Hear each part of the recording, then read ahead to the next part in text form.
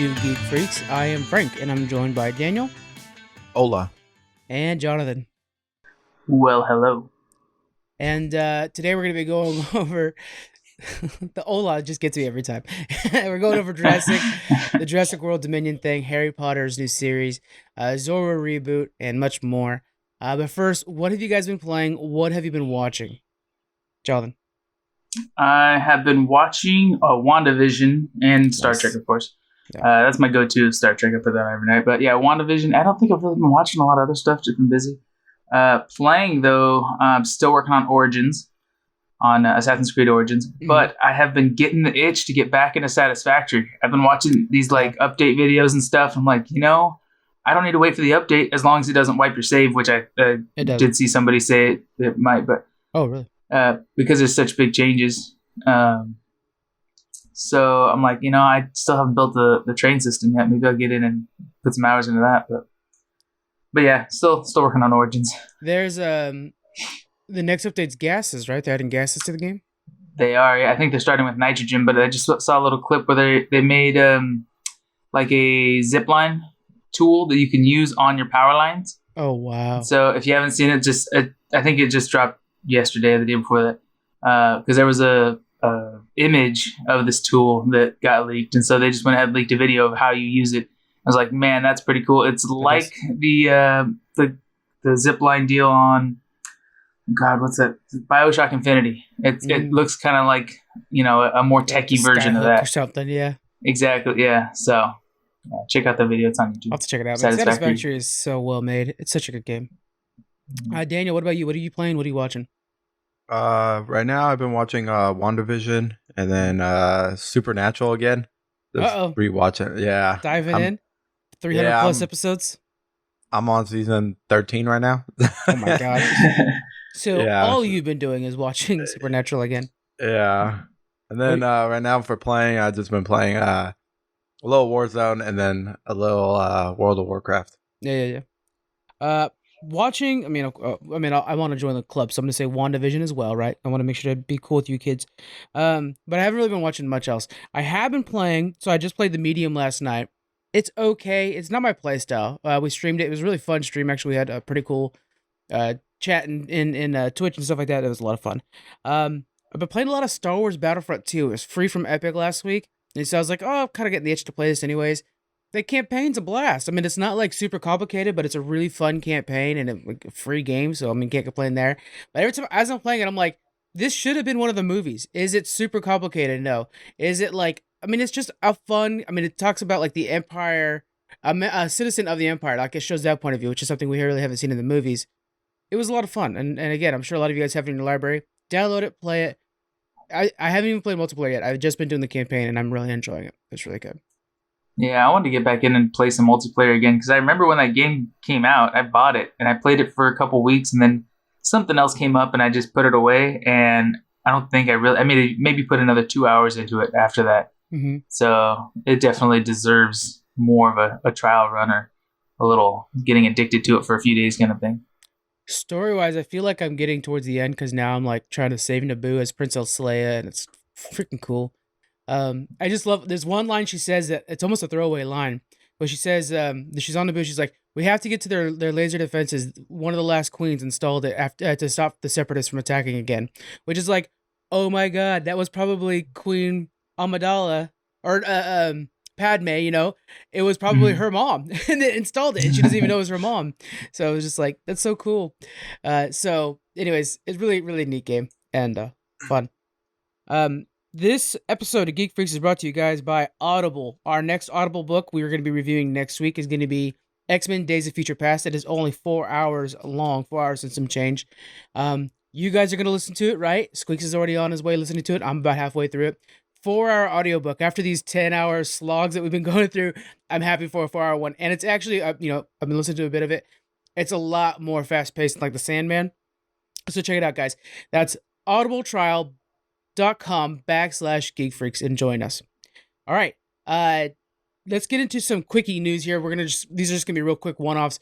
GameStop stocks. How's you guys' stocks doing? Are you guys invested in GameStop or any of the similar stocks? Jonathan, you're already waving no. Yeah, I'm not. I have Robinhood. I have several different stocks. I've invested in other things that could be affected by GameStop. I don't know, but I didn't get on that bandwagon fast enough. Yeah. And you know how it is. If you don't buy when it's starting, then you're buying it at the peak, and it's going to just tank. So it's just a waste of time to buy late. But yeah, I think that whole roller coaster is pretty intense. Yeah, Daniel, I know you jumped on it, right? No, I did not, because I was What like, a freaking $5? Nah, they're gonna go out of business soon. I don't want to waste my money on them. Yeah. Then all of a sudden this thing happened, and then yeah, now I Though- kind of regret it. With all this massive influx of money into GameStop, now they're worth a lot more temporarily or whatever. I wonder if they got enough money to completely restructure their business and save it. Well, Microsoft's already been working on that, trying to save the business. So that's why they're working on the back end Oh. stuff. But yeah, this is all temporary. I mean, GameStop's a Fortune 500 company today. Like that just seems they're sitting there next to Amazon. I mean, it's just crazy. So, and Apple and stuff. Yeah, this is all temporary. It's just kind of like a screw you to the hedge fund managers. And that the day that they had to pay back, you know, that was like on Friday. So it should be done pretty soon. Plus, Robinhood screwed everybody. So that was kind of the app everybody's using that screwed everybody. I have stocks in Nokia and AMC, which are a couple other ones that are big on the Reddit thread. If you guys want to check out that Reddit thread, I think it's like they actually even changed the Reddit thread to where it's a lot less responsive now. It's amazing how hard the big rich guys are trying to stop the little guys from trying to make money out of this whole thing. And it's just like, well, why not? We want to have fun too, you know, but Yeah, we don't have the massive wealth to throw around like they do, so we can't make as big of a splash. But I don't know, a few million people making a tiny splash will do something, I guess. Oh man, I saw one guy who like put in 7,000 at the beginning of this whole thing because he was early in on that Reddit thread, and he has been manipulating like you know, not manipulating but selling, buying and stuff like that. And he's at 1.13 million right now, and it's like just $7,000 investment to get to 1.13 million. Isn't that crazy? Like, I wish I paid attention to that thread. If you ever knew something was guaranteed, like I have house savings right now, I could just dump into the market if there was a guarantee. But you know, if it fails, then you just lost your house savings. Think if you were one of those guys that had bought in GameStop at $5 a share, and it's sitting at I think today is at 312, and I know it kept out at 420 because I was telling Squeaks he's going to hit 420, so and it sure did. That's crazy. Think of how much money you're just raking in right now. 600%. I don't know. Yeah, math. I don't know. 600 times, not 6,000%. That's insane. It's so funny. It's just I just love how much it's like. Yeah, man, that's how the internet bros are. Like, it's a bunch of gamer dudes. Like, if you go on that thread, it's super toxic, but it's like, yeah, I've seen that in Fortnite chats. Like, it's, you know, that's those guys. Fortnite chat is what's determining the stock market right now. It's just, God, it's a fun world ride. do we live in? Yeah, if you're on top of it, it's fun. But watching like MSNBC or CNN trying to explain the stock situation, and they're just like, so there's these like kids that got pissed off, and like they're just stressing out about talking about it. That's so great. All right, next up, Big Hero 6, the series is getting canceled. They are making a Baymax series. That's a whole different production company. But yeah, Big Hero 6, the series is getting canceled after 3 seasons. So my question for you guys is, if you were to make, and I don't think Big Hero is actually Pixar, but if you were to make a Pixar movie into a television series, what movie would you pick? Daniel, let's start with you, man. You got any ideas? Oh, I got a couple. Okay, fire away. All right, so Incredibles. That would be a good one. That's a really good idea. I didn't even think about that. Especially you could just add so many superheroes to it, and then work on like Jack's gonna get older anyways too, so you definitely do something with him and Dash. Then another one would be Cars. Cars would be a good one. Mm-hmm. Like him trying to race, pretty much. Yeah, just like the adventures of the racing circuit. Like they're going from town to town on the racing circuit. That'd be cool. And then I was thinking Robots. Robots? Who made? Wow, that was like school. That is a real old school one. That was an underappreciated movie. Is that a DreamWorks? I don't even think that's Dream. I think that's like Fox randomly at one point trying to beat DreamWorks or something like that. But that was good. They had Drew Carey in it. I think it had Robin Williams in it. That was a good cast. Yeah. Man, I haven't thought about that movie in ages. That's like Shark Tale. You guys remember Shark Tale with Will Smith and Jack Black? Oh, yeah. That was a good one too. Man. We have to do like top 5 not Pixar movies, something like that at some point. Jolin, what do you got, man? So I'm a huge Wall-E fan, but I can imagine how Wall-E would be done in a series. It'd be different. I don't know. Maybe he's still on Earth. Show that period before he finds Eve and all that, and maybe he has some other friends, or I mean, he made friends with inanimate objects and that little cockroach. But I don't know if there was. Maybe super sad, probably, actually. Now I'm thinking about it. If there's a handful of other droids like him that had survived and they kept patching themselves together, maybe with the wrong parts, something like that, so they're each a little bit different. But by the time we find him, it's just him. So we know in that series they would all eventually degrade enough to die, and that'd be sad. But anyways, Wall-E's a really good one. Monsters Inc. is, I think, one of my favorite Pixar movies. And just the fact that each of the monsters are so unique and have, cool different abilities and stuff like that. And they go through doors so they can be in all these different worlds, different, countries and stuff like that. I think it could make for a really good series. That's a good idea. I didn't think about Monsters Inc. And actually that would fit in my idea. I like the Monsters Inc. one. So what I want like The Office, but I want it with toys at a preschool. So they clock in, their toys at the preschool, but then like they clock out and then they have like office meetings about like, hey guys, we really need to get the morale up and stuff like that. And they're like, look, quotas aren't great. Slinky Dog, you're just not getting played enough with. We need to figure out something. Like we got to work on sales, kind of thing. And we need you to be sitting on the shelf when the kids come in, like on display. Yeah, and so then you see like the next day where like Slinky's like trying something new and he's got like a ribbon on for some reason, and it's like just like fun stuff like that. It would be like an office drama, but with the toys that are dealing with the worst version of humans, like these preschool kids. But yeah, Monsters actually would work well for that too, like an office version of that. That'd be pretty cool. Well, yeah, we'll have to see. Pixar. Yeah. We have. No, I think like the Toy Story did. That'd be hilarious. Yeah. All right. Next up on these fast ones here, we have Tesla's got a new car coming up, and the thing that we all care about is it's got a 10 teraflop gaming rig inside, which with Witcher 3 already installed. So my question to you guys is this safe or is this just the future and we need to get used to it? John, what do you think? I think this is a extreme overindulgence. This is what the super rich get to do. But not to say I'm not extremely jealous. I mean, if you could have an awesome gaming rig everywhere you go, though I wouldn't. I mean, it's kind of mashing two worlds, right? It's like being really good at reading and really good at football. Those two can go together, but they don't usually. So being a gamer and being like a really fancy car guy, usually I don't think go together well. But yeah, I think it's just an overindulgence of the rich. I don't think it's necessary, but it's cool to play video games while your car is self-driving. Oh, is that? I didn't realize it was for you to play while the car is actually driving. Yeah, it's actually in the dashboard. No, I think that's. Yeah, that's terribly unsafe. Yeah, it should have to be. It was so out of your vision that you didn't even think about like, oh, they're playing it while they drive. Yeah, because you could see. I think it's backseat for the kids or something. They've got these guys playing chess while the car's driving. They've got people that literally just sleep on their way to work. They put their seat back and go to sleep while the car drives them to work and stuff like that. And there's so many YouTube. I mean, you can pull them up right now. So many YouTube videos of people doing this. Yeah, I mean, so it's kind of like, why not? I'm a little worried about like.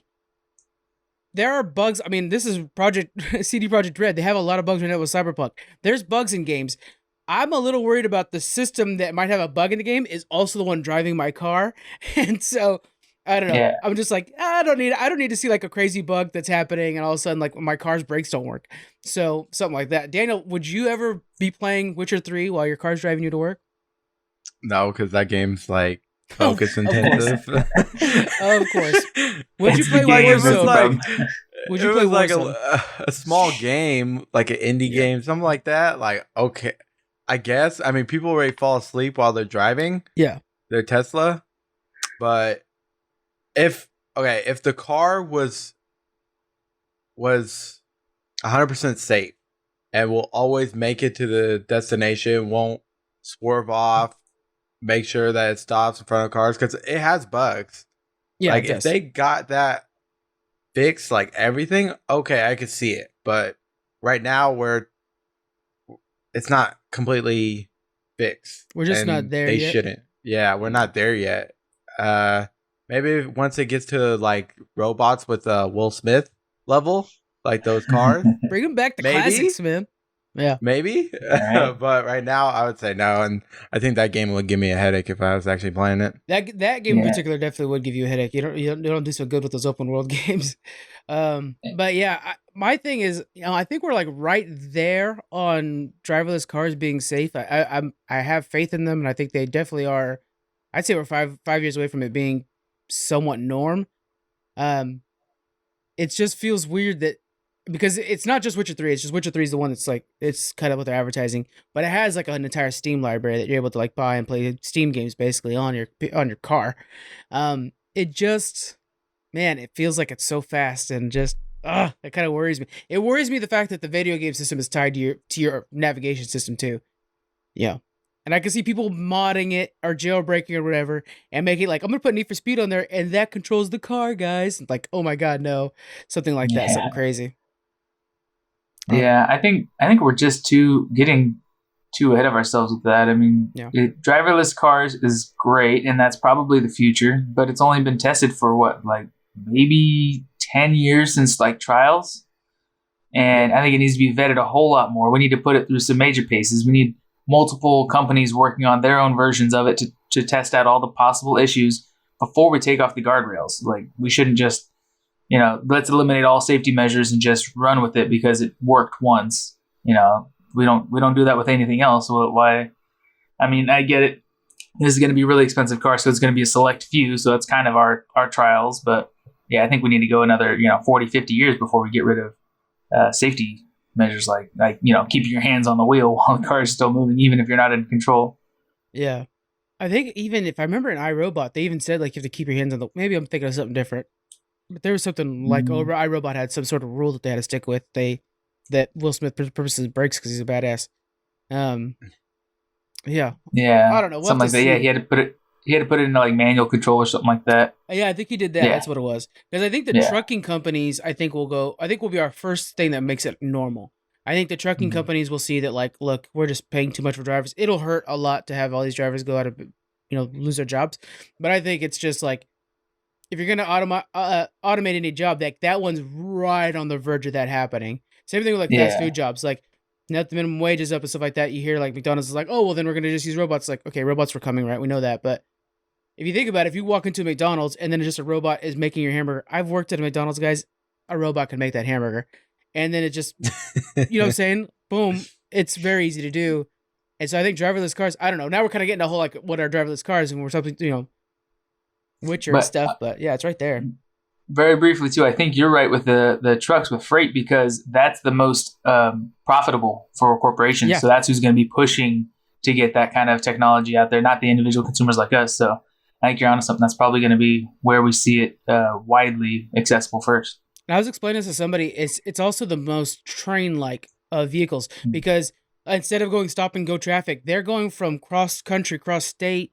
And it's very train-like in that sense where like, hey, you know what? Like all these 10 big rigs kind of all link up, computer-wise. And then they just work as a train basically.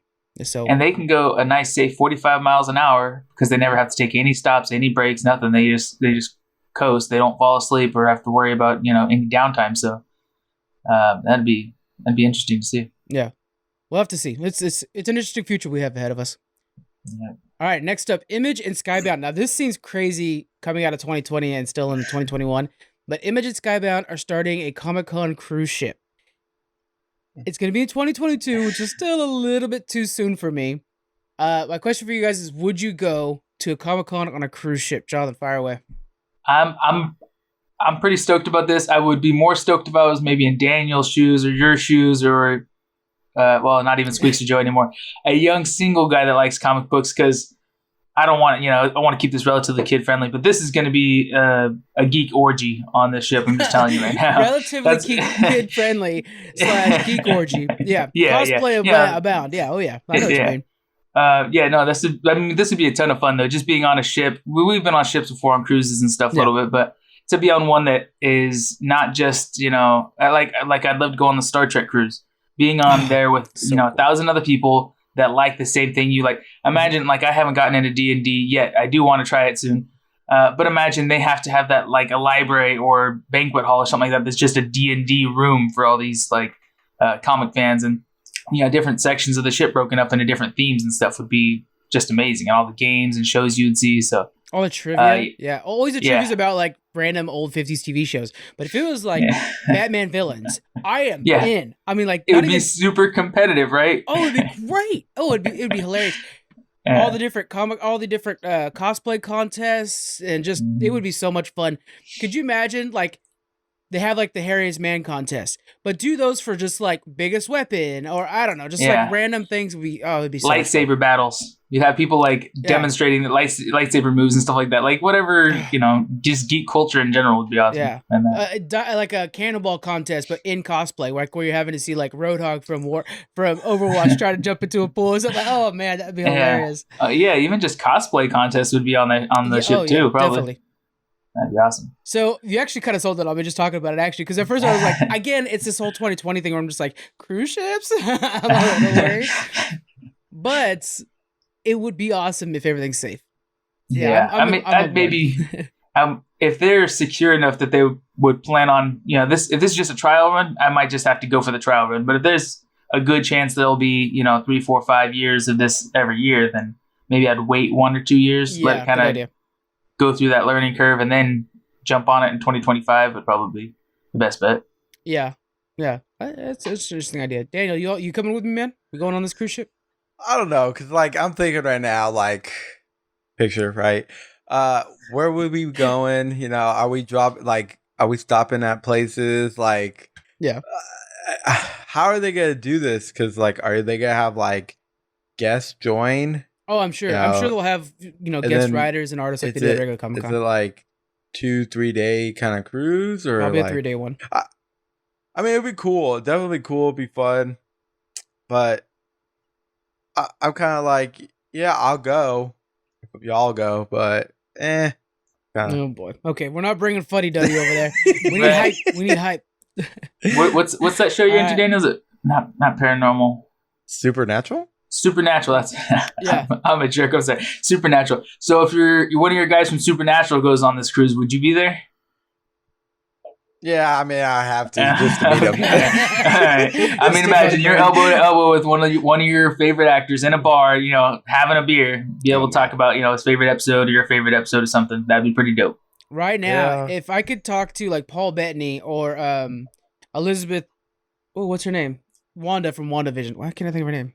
Elizabeth Olsen. Yeah, if I could talk to one of those two right now about WandaVision, I would lock them down. I would have them in conversations for hours of like what's going on and stuff. Especially after this last episode was just like so eye-opening and stuff. So, that'd be awesome. Jurassic World Dominion. It's the next in the Jurassic World series and will be the end.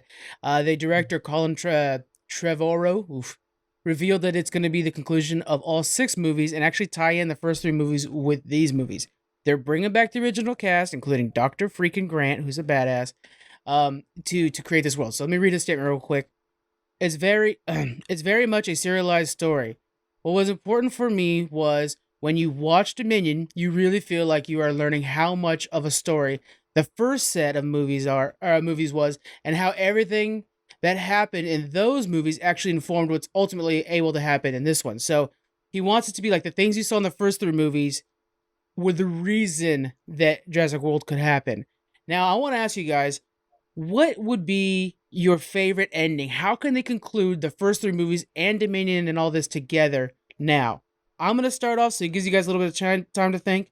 I want to see a conclusion to that other company. The company that Norm went and stole the things from with the shaving cream can? We got to get more of them, because I think it's Engine is the one that actually has like Jurassic Park. The other company, the rival company, what are they developing? Are they, because it sounds like somebody's trying to weaponize dinosaurs. Are they the ones that are trying to like make a dino war? So I really want to see kind of what's going on there, because we really haven't gotten much out of the competitor company this whole time. We need to get something from that. All right, Jonathan, what do you think, man? What's your conclusion? I got it, but it won't fit into what they have planned, a one movie solution. What I'm thinking would take probably 3 more movies, but it would be so amazing. It'd be a big arc, obviously, but the animals, they create them, then they break free, then they take over our planet, just like Planet of the Apes. We have a full on our major cities. We built walls around them and perimeters, and we have aerial defense, and we're trying to hunker down and protect our cities while these dinosaurs are roaming free and just taking back the earth that they once dominated. And then after, I think that would take one movie of the release, the second movie of people living amongst the animals. Third movie would be a Ark / How to Train Your Dragon situation where people learn to work with the dinosaurs and live amongst them and cohabitate and stuff like that. Yeah, and then we have a whole new different world where they actually defeated us, but then we learned to live with them instead of dominating them. Kind of Flintstone the situation where they're now our backhoes and stuff. Yeah, and we could have a mutual enemy like I don't know, aliens. It'd probably be America. Somebody who's trying to nuke the planet to go ahead and wipe out the dinosaurs so we can have a chance to rebuild. So we have to, get on the back of a raptor and have the T-Rex follow us. So we need to get to the headquarters to stop the guys from launching the nukes, kind of thing. I think that'd be pretty. This sounds awesome, but there's no way. This is one movie, right? This is definitely a multi-movie thing, probably made by Sci-Fi Channel because it's going to be pretty crazy. But I'm down.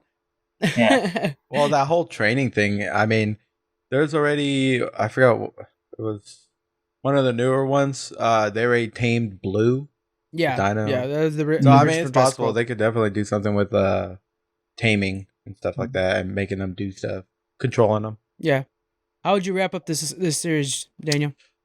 So I like a happy ending. So okay. I hope they realize what they did and hopefully they just let them be and not capture and murder them. Just a happy ending. Have dinosaurs just coexisting out in the forest and stuff like that. Yeah, hopefully they just everybody realizes they shouldn't have done it and shouldn't do the whole theme park thing because that was a horrible idea. Especially all those people died. And hopefully they just somehow just let them be. Yeah, so you're trying to think of a thing where we have a continent full of dinosaurs that are just hanging out and we don't mess with them. Like bears now kind of thing. Mm-hmm. That would be amazing. That would be tricky because T-Rexes don't like to stay in those forests too well, but I would be down. I'd be down for that. Okay, I have a question for you guys. If Jurassic Park existed and you think there's about a 30% chance shit goes down like in the movies, would you go to see Jurassic Park? 30% chance is pretty high. John, what do you think? Negative. I wouldn't go there. I would probably go to the little cheap down the corner spin-off version where they plucked one dinosaur, one small one, the little ones that peck at your ankles or something like that, and they put them in a little. First off, zoos are terrible. The Jurassic Park, Jurassic World, that's all terrible. Don't keep animals in captivity. But if that was our world, then I'd probably check out a very small isolated version, but I would probably never set foot on that park. It was knowing what we know now, and you say there's a 1/3 chance that everyone in the vicinity is going to die, so I'd stay away. Well, not everybody. You could be the Dr. Grant of your group. Right. If you think you're that cool. I know I'm not. I'd be that lawyer trying to take a shit and hide and I get picked up and tossed around. But you could be the Dr. Grant. Right. Daniel, you going to the island or no? Nah, I'll probably YouTube the island, honestly. I've been too afraid. Oh man. I have no stamina to run. I would need some cardio before I would go. I couldn't do it. I assumed you guys would be the other side of this. I for sure would go. I would be there in a heartbeat. And I wouldn't want to die. I know that I'm not going to survive if things go real. I'm not going to be faster than a raptor. I'm going to be like, clever, go! And they're going to get me. That's going to be easy. Hey, good defense, though. Keep something with you that smells terrible, vinegar or... terrible. Never mind. I'm thinking a pocket full of bacon. Or, so I can throw the bacon. just start dumping on yourself. Maybe they don't like the taste of vinegar. I don't know. Sir, what's that smell? Oh, it's a bunch of raptor piss in my pocket. I just keep raptor piss on me.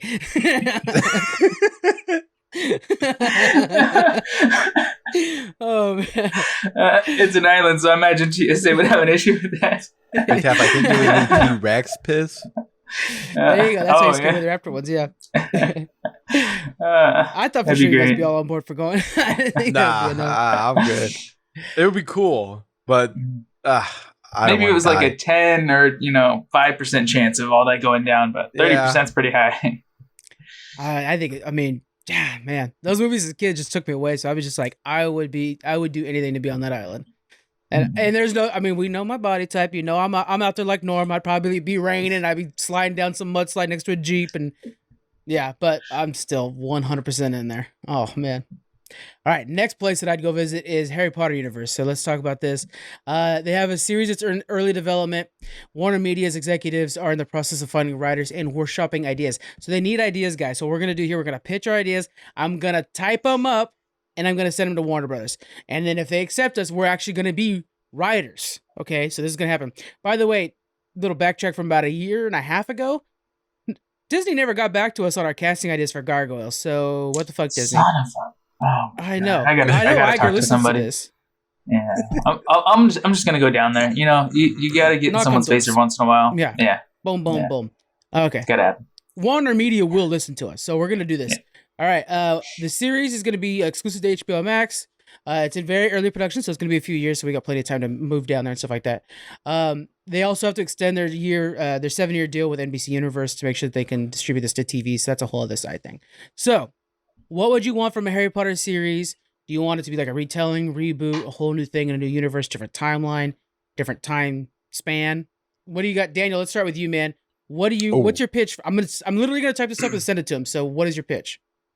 All right, so I want to see, like the original cast come back, but they become teachers, and they're there guiding, teaching the students everything. Hermione, Harry, like they'll have their own classrooms, and then their kids will be the main focus in the story. Yeah, and then their kids, I don't know, have to deal with certain situations that occur.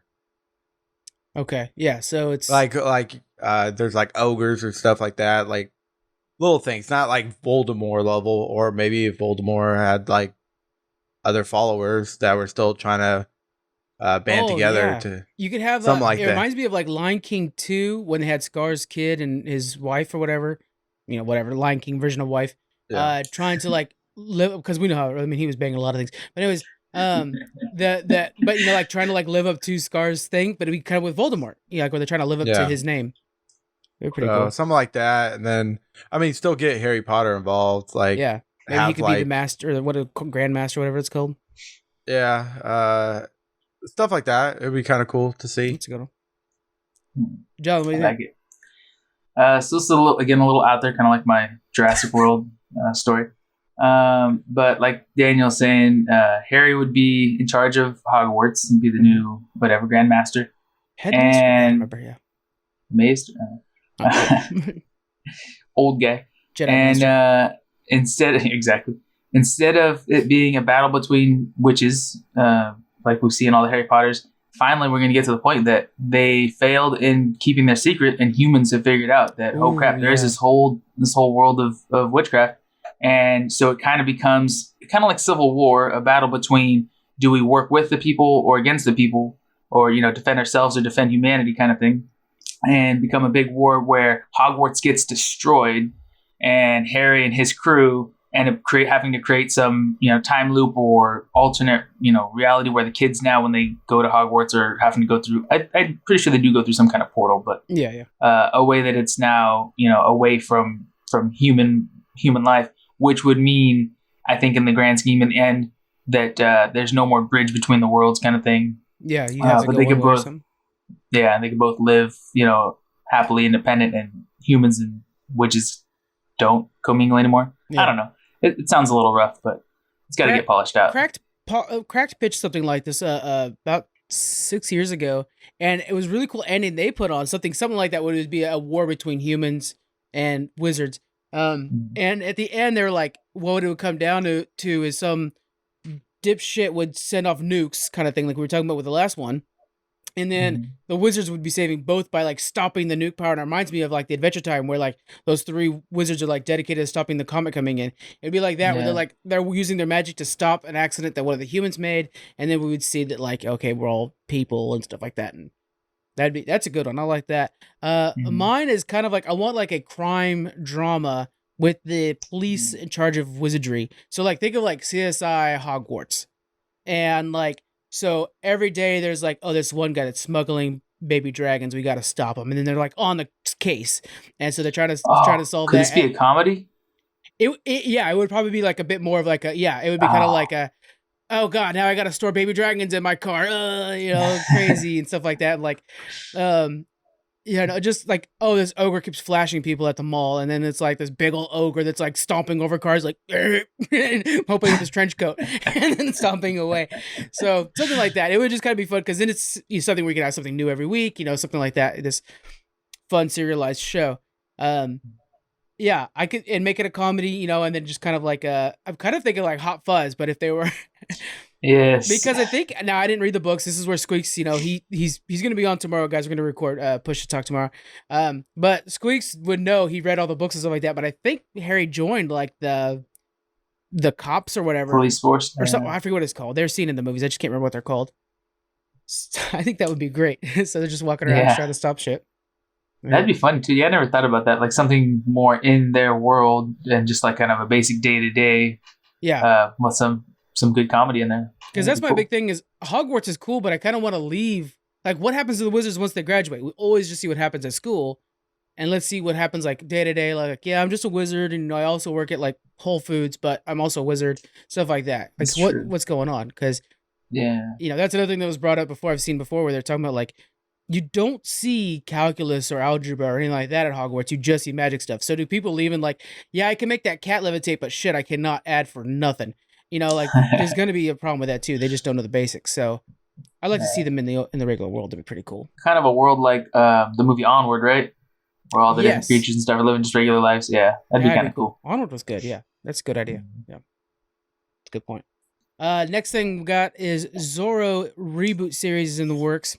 John Gertz is teaming up with Sequoia Studios to bring back Zorro franchise 16 years after the last film. Now, John Gertz is the founder of Zorro Productions. He's also the producer for those Zorro movies from the 90s, The Mask of Zorro and The Legend of Zorro. And he's also the producer of a Zorro TV show that I didn't know existed from 90 to 93. I look back and I think the Zorro movie might be the most watched movie of my childhood, actually. Because I used to put it on all the time before I go to bed and stuff like that. Do you think that kind of movie would do well? Like, let's just go off movie. It's going to be a TV series. Let's just go off the movie. Do you think Zorro would do good in today's world? Daniel, let's start with you. What do you think, man? Today's world? Yeah, I could see it. I mean, there's a lot of... Right now, there's so many movies that are being made that aren't... How do I say it? Like, there's a lot of movies that are being made that, like, you wouldn't think should be a movie, and it all of a sudden becomes, like, a hit or whatever. Like, WandaVision. Like, let's talk about WandaVision. Like, okay. Like, that series. Like, it's so weird, but it's so good right now. I could definitely see Zorro being good right now, but I've seen the movie with Antonio Banderas. Of course, yeah. Right? That was his name? Yeah. Yeah, but I never actually like followed Zorro. Was it even like a whole story driven thing, or? Oh yeah, there's comic books. There's comic books of it. Oh yeah, really? Zorro's been around since like the 30s. He's like as old as Batman. Actually, he's in Batman comics too. Yeah, his Batman's parents died after watching Zorro. Yeah. Oh, okay. Yeah. Well, I didn't even know that. I just remember the movie when I was like younger and I used to watch it, but definitely I could see it. If they're gonna mimic a series, I was kind of hoping like Daredevil, something like that. Oh, I see what you're saying. Yeah, kind of go with a darker tone kind of thing going darker on. Tone, like he's you see both sides to him, kind of thing. Yeah, trying to live his life. Outside of the mask, and then in the mask, how he works together and stuff like that. I'm actually watching the last of Daredevil because I've been putting that off. Oh, really? Right now, yeah. So I'm catching that last season. That's a good one. Jonathan, do you think Zorro would do good with today's audience? Because it kind of feels like today's audience, it might be too tame. You know what I'm saying? Yeah, we have so much action now that Zorro might be considered too tame. Do you think it would fit in today's audience? I agree. I think it would be great, but it would definitely need to be reworked a little bit. I loved the old Zorro movies with Antonio Banderas and Anthony Hopkins, and it's a really good story. And the premise of Zorro, I think, is so good, so relatable because it's very simple. There's a hero and there's a villain. There's a guy, terrorizing a town or a group of bandits, and this guy comes in with a sword swinging and dupes them, saves the people. It's a very easy to cling to kind of cowboy western story, and people like that. But now we've been so just given so much from everything. So we have so much entertainment in general that we've gotten spoiled, you could say. So I think that simple story won't satisfy people like it used to anymore. So I think we'd have to add a little bit more depth to the stories. Using the same general format and premise would be great. I mean, just add a couple more layers to it. And then, make him a little more relatable. Like Daniel was saying, if it's a little bit darker, maybe he's battling with like a drinking problem or something that a lot of people would be able to relate to, or mental health conditions or something, being traumatized as a kid. Something that would kind of ground it more in our era. But didn't they kill his wife or something? Yeah, They killed something. old Zorro's wife in the movies. Yeah, and then their daughter marries the new Zorro. Yeah, it's Anthony Hopkins. Oh, yeah, okay. the older Zorro. Yeah. Mm-hmm. I haven't seen that shit in such a long time. Yeah, I think you're both right in that sense that like today it would be too mild unless you make it a dark brooding thing like Daniel's saying so it's more about the story of the character of the man trying to be Zorro. Because the example that I had put in the notes was Mandalorian. Could it be like Mandalorian? Because Mandalorian's like a Western, basically. And Zorro in a lot of ways is a Western. Yeah, I don't know. It'd be nice to have that, but to think of something where the guy's just like going from town, saving the day. Maybe that's what it is. It's a different adventure every day. Different adventure every episode. That could work. But because Mandalorian, he's kind of doing the same thing, going town to town. And I was going to mention that too for casting. Like Anthony Hopkins would be great as the old Zorro, obviously. But Pedro Pascal would be such a great young new legend. Zorro, right? Yeah. Wouldn't that be that would just be perfect casting? I really hope they try to get him into that because that would be a perfect fit. Yeah. Yeah. Yeah. And I think that's the way you got to do it because my thing is like, if you look at Zorro in the 90s, he's cocky, he's cool, he's a badass. We all wanted to be him. I know I did. But at the end of the day, he like goes away and he like goes home and he's like, oh, another hard day being Zorro. That just does not exist in TV today. Like there's no way that character exists. You would go home and be like, I gotta have a drink, man. I had a hard day. Like it would just be a whole different kind of character. So it might be nice to have a lighthearted, just adventurer, but we just don't see those anymore. Even like this new Indiana Jones coming up, you know that they're gonna give him something different because Indiana Jones even doesn't exist nowadays. Like that character is so bright and lighthearted. Like that just doesn't really happen. The only thing I could think of that's kind of similar to a character that's like that is Star-Lord from Guardians of the Galaxy. And that movie almost kind of jokes about how lighthearted he is, Yeah. And even he is grounded because you see his character develop and that he, lost his mom at a young age and was taken in by Ravengers and stuff like that. So, you see a lot of it, but somehow that doesn't break his spirit. And that's a big part of his character is that, ongoing hope and that positive spirit and everything. So I definitely agree though. It'd be hard to put into a new character, but like you're saying here with Guardians of the Galaxy, we've seen it. So if they want to try to go that route, we could do it. Yeah, and almost kind of go with like the wisecracking, almost a little more humor than expected too. That's another way to go. Is a little more humor too. So this is done by Sequoia Studios. It's going to be their biggest project today, but it is a really massive studio out of Madrid. They just expanded it into Los Angeles, and then in April 2020, they hired HBO executive James Costos, and he's the one that brought this idea up. Like, hey, let's do Zorro. So they got the approval from all their guys. He says they're going to try to modernize it. They're going to try to make a larger female presence, which is something really cool about the 90s films. And they're working. So while this is a series, it definitely, when you're reading the press releases and stuff like that, it feels like it's going to be a serialized version of the 90s Zorro. That's why we keep talking about the Zorro movie, and it's the same producers and stuff. Esperanza, his wife, was a big character in that, and she kind of was like cool, but she wasn't a big enough character. So it would be cool to see like the two work in tandem more, because the parts where Esperanza was helping Zorro was really cool. So I could see something like that would be neat. And then also I was kind of thinking like, let's make a Zorro video game. Assassin's Creed style. Like, how cool would it be to be an Assassin's Creed where you're Zorro? That would be pretty cool. Yeah. I mean, you do ride a horse, you swing a sword. I mean, they could just reskin it. Yeah, I mean, Red Dead Redemption mixed with Zorro, or mixed with Assassin's Creed, I am full in. That'd be neat. And then he's all about parrying and stuff like that, so it'd be really cool. And then, like, you could put the Z somewhere, like that could be an emote that you put on walls as the Zorro Z. So, kind of like would you want to see like a Dark Souls kind of type of Zorro game? Like it's in that tense level, or I'm such an open world kind of guy that I don't want it to be too hard. I want it to be easier for me. But yeah, Dark Souls version would be good because he is so much parry dodge. But it'd be cool to definitely see. If you do those Z markings on places too, instead of just being like decorative or whatever, just because it looks cool, it'd be cool if like you when you conquer a town or whatever, you mark it. And that will help sustain your foothold in that town. Yes. Keep bandits from coming or something like that for a time. And then after you moved on to 2-3 towns away, then you're like, oh yeah, I heard so and so. People are messing around over there, so I got to go back and take it over again and mark it again. If you don't mark it, 2 days later, somebody comes through and steals everything or something. Yeah, that'd be kind of cool. In doing research for this too, when I was writing the article for our website, by the way, guys, check out geekfreakpdcast.com. It's where it's our source material for all this podcast. Anyways, I found, so Zorro has long history as a comic book, and I should be reading it, right? Because I'm a fan of Zorro. But then I found in 2014, Quentin Tarantino teamed up with the guys who make Zorro comics to make Zorro and Django together comics.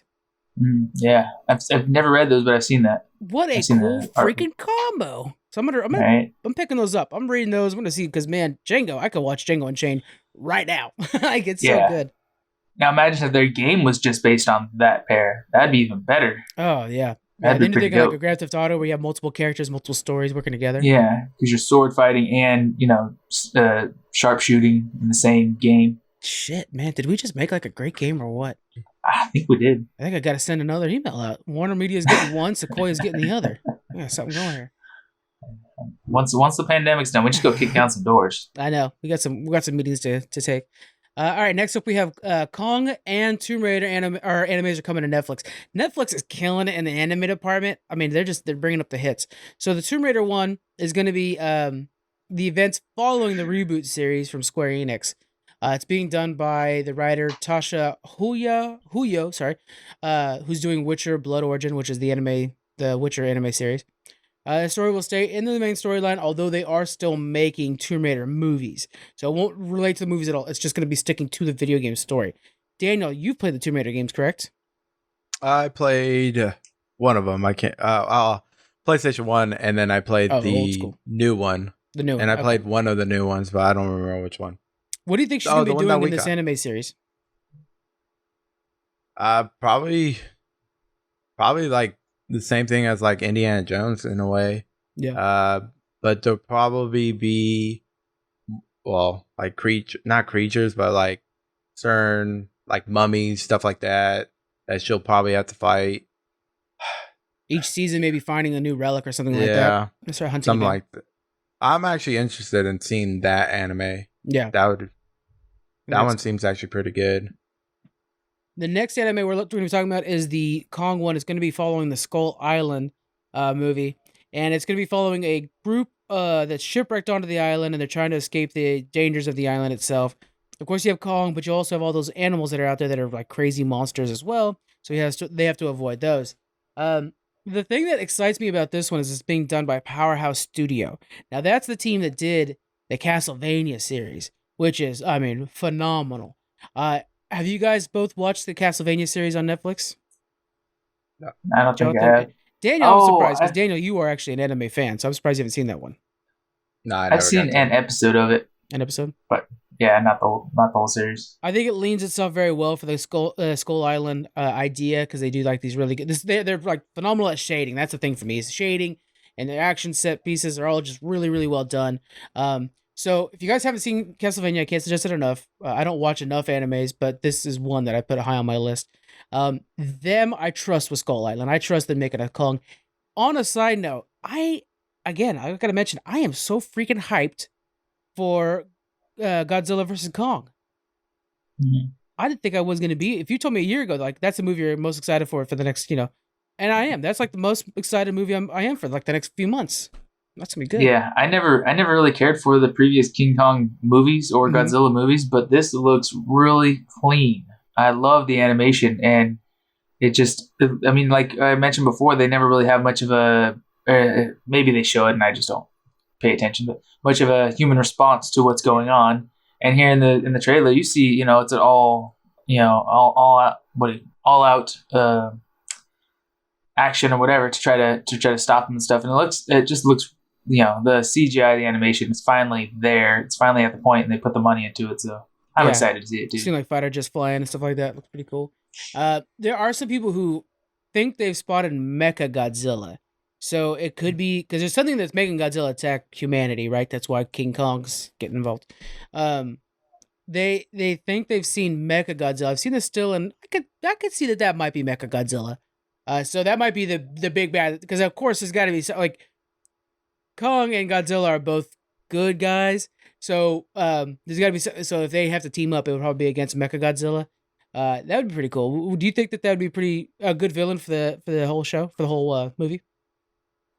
I think. I mean, it depends on how the story goes. I mean, it does play out better to have, it's not just, you know, good versus bad or one versus the other, but two of them end up having to team up to take out Mecha Godzilla. Yeah. But I don't know how that ends too. I'm sure that's been in an older movie or story or something like that. But afterwards, you know, they destroy Mecha Godzilla.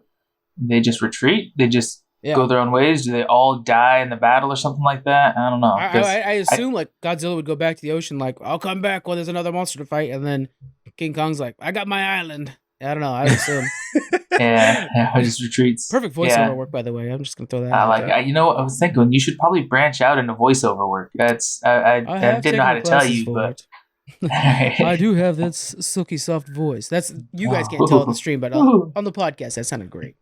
If they actually did that, it would be kind of amazing to see it, because then they could definitely make more like Kong films of Kong helping out, and I would definitely be down to see that, like Godzilla and Kong like working together. I can't imagine them not doing it. To me, it's almost cheap in the sense, because it would be nice to actually see like them throw okay, so the easy storyline is the two fight, and then we'll find out that Mecha Godzilla is manipulating Godzilla somehow. Then they team up to take out Godzilla. Then they both Mecha Godzilla. Then they both go back to their ways, and like that's just the easy storyline. That's the easy script to write. But it would be nice to find out that no, there's something else where like only one can survive of the monsters, or something like challenge us a little bit as an audience. I don't think that's the writing team that's in charge of Godzilla or Kong. I don't think that's what they'll do. I don't think they're going to try to challenge the audience to think of something new. I think it'll be this. I think it's going to be like Batman vs. Superman. They pitched as Batman vs. Superman the whole entire time. And then, you know, they're fighting reanimated Zod at the end. I think we're going to see something like that, you know. What was it, Doomsday? I think it actually was Doomsday. But, yeah, so. But doesn't there always supposed to have one that's king of all monsters? So right, technically, wouldn't Kong have to fight if he wants to be number one in a way?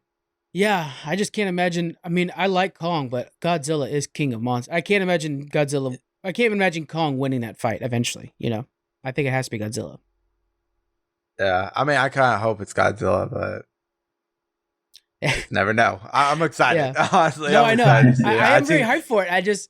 Like I said, I'm hoping they challenge us, the writers do, but I don't think they will. But still, just spectacle wise, that's gonna be badass. It's gonna be really cool to watch. Have you guys seen the last one yet? The trailer? Yeah.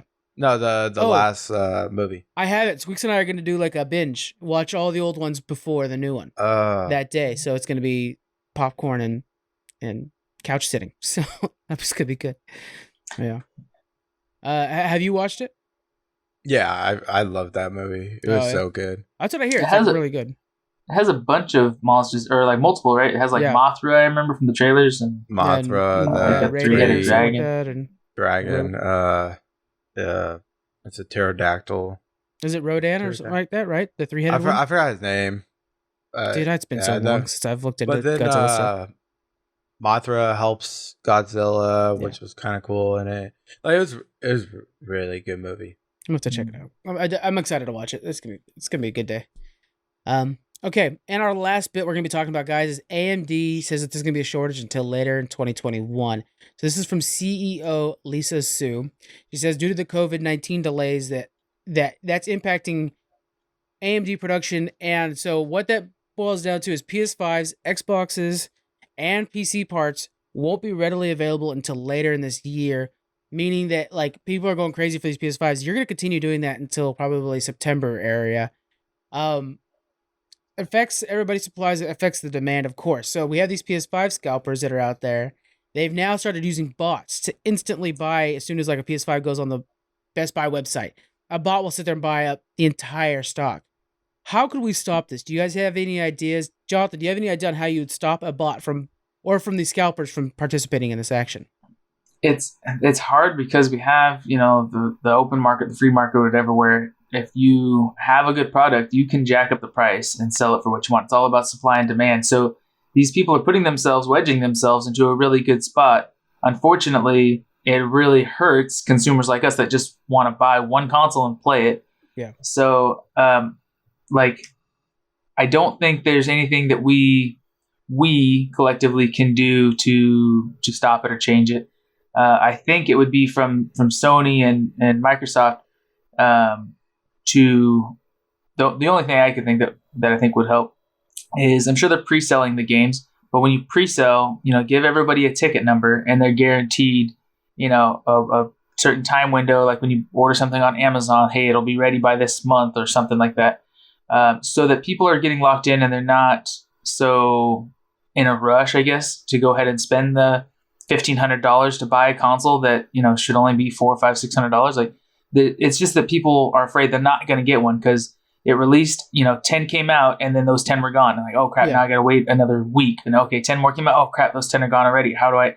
You never know when you're going to be able to get one. So people get frustrated, and then and some people rely on it, like for our podcast. If you're going to be reviewing a new game that came out on a new console, but you don't have the new console yet, now your business to get it. Yeah, that's why luckily we had Sammy, who happens to be in chat right now and Twitch.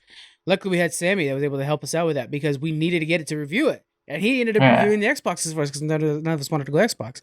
Exactly. Yeah, you're right. I wonder. So it'd be cool to have like kind of what you're saying there, like a big pre-order wish list almost, to where like look.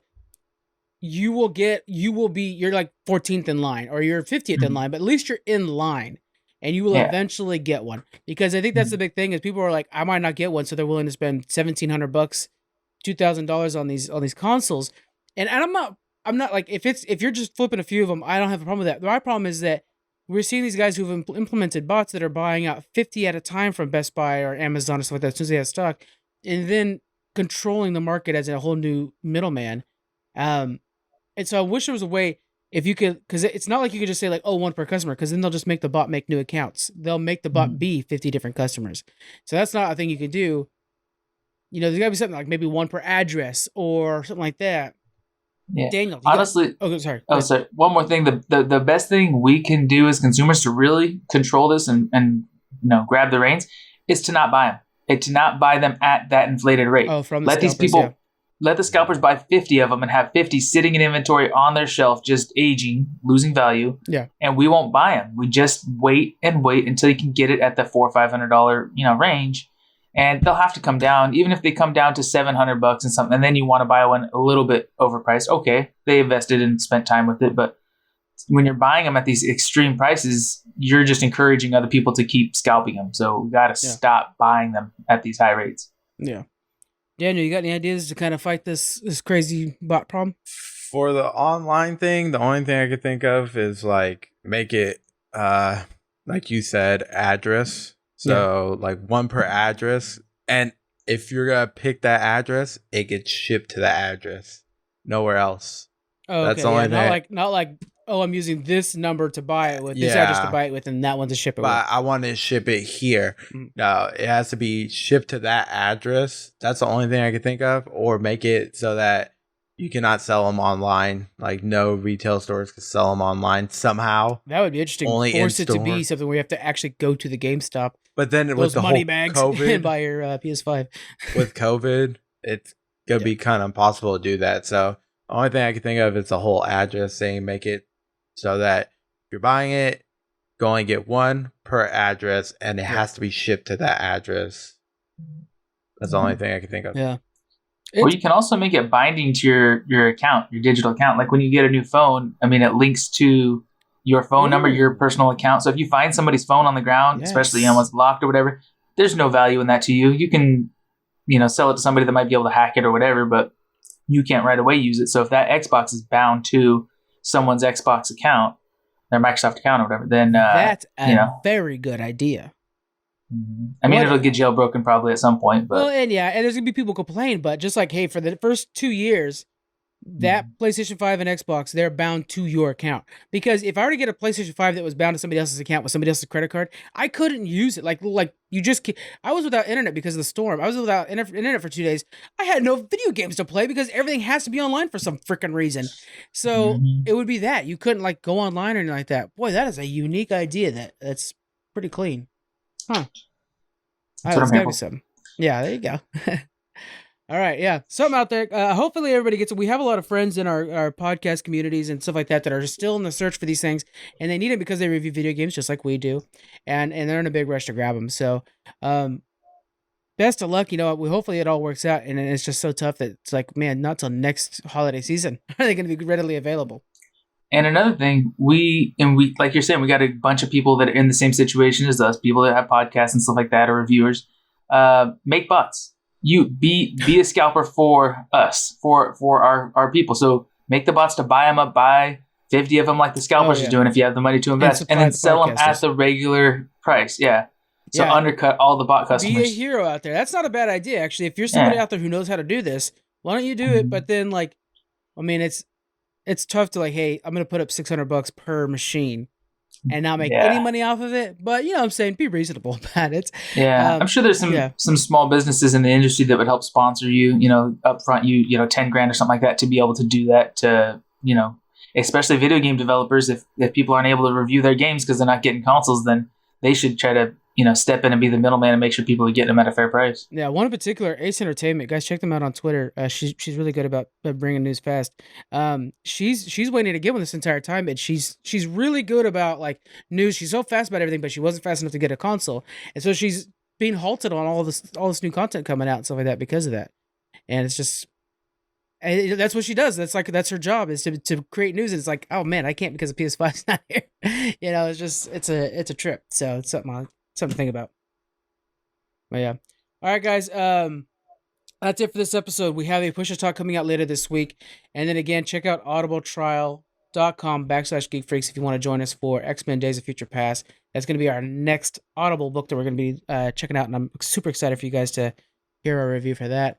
But that is everything. Also, we're going to be streaming more often. Last night we streamed the Medium, and it was really great having an active chat. We tend to stream pretty late at night, so 9 p.m. Pacific time, usually when we hop on.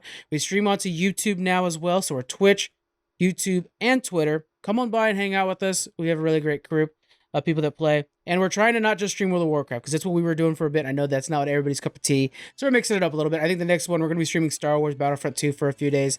Now that I'm kind of past the campaign, I'll probably do that for a bit and play some multiplayer games and watch me lose real bad. So come on by and enjoy our stream. But that is it. We'll see you guys next week. You all take it easy. Bye. Bye.